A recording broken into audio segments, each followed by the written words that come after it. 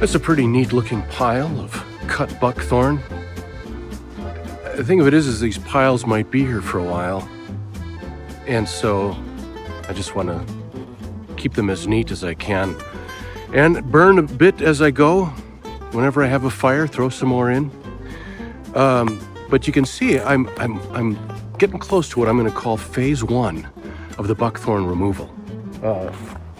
Let's go take a look here. Bunch of stumps I still have to treat with some herbicide. But yeah, there's just a few more around here to cut and add to the pile. And, oh, good word. My marker was this ash tree here that fortunately looks like it's dead. I'm gonna leave it up, but I just wanted to get these few right here behind me. And but there's something I want to show you, a little added feature. When I looked up over here and I saw this branch over here, or this tree that's kind of leaning out over into the marshy wetland area here, and I think there are branches on it with berries. But I have a thought. I think any woodland management person will tell you that you don't want to over tidy. You don't want to vacuum your woods of everything, and especially dead stuff, because of course that feeds other organisms of nature and animals and such. But what I think I'm going to do is I'm going to leave this overhanging branch here and cut some of the ones with berries on it and treat it so it just dies, but just to let it sit there. I mean, I don't know, I just thought it looked good. So anyway, I'll finish cutting up these trees around me and get to that ash tree I wanted to, and that'll complete phase 1, the cutting and clearing and creating a few piles to be burned. But then we'll move on to the next phase.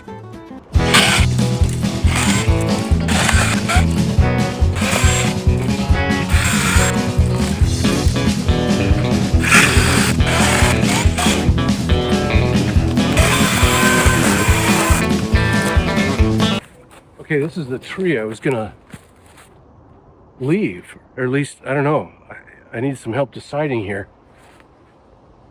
This is a female buckthorn that I thought, well, why don't I just leave that? It looks like it's kind of dead, and it'll just sort of like, a little deadwood feature here.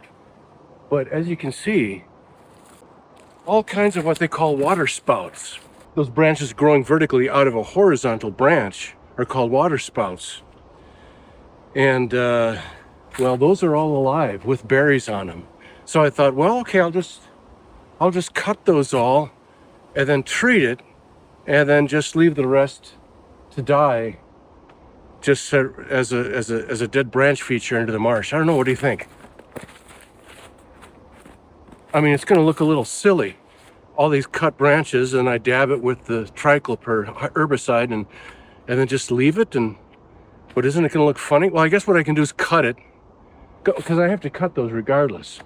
But then the big decision will come: do I just take the whole thing out and screw it?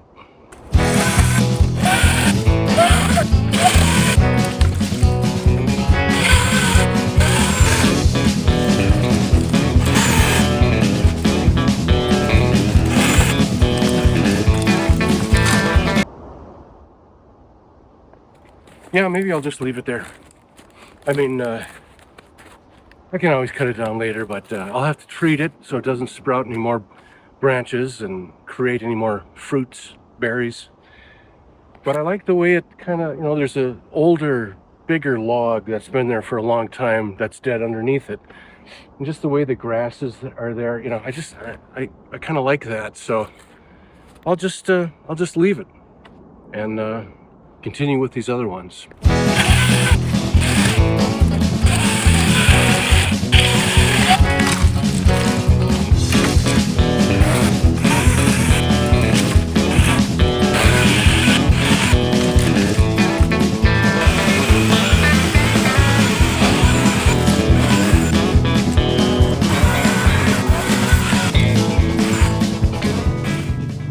Okay, I had to show the aftermath here of the cut. And as you can see, it is a mess. But of course, I have to record this for posterity and compare it years down the line. There you go. There's my saved dead wood reaching into the marsh feature. And I've just about made it there to the ash tree. I think I'm going to cut that buckthorn and maybe a couple over here. That's the thing, you just kind of want to keep on doing it. But I think one or two more and I'll be good. Here's the pile. It's a pretty substantial pile. So yeah, it'll be there for a while.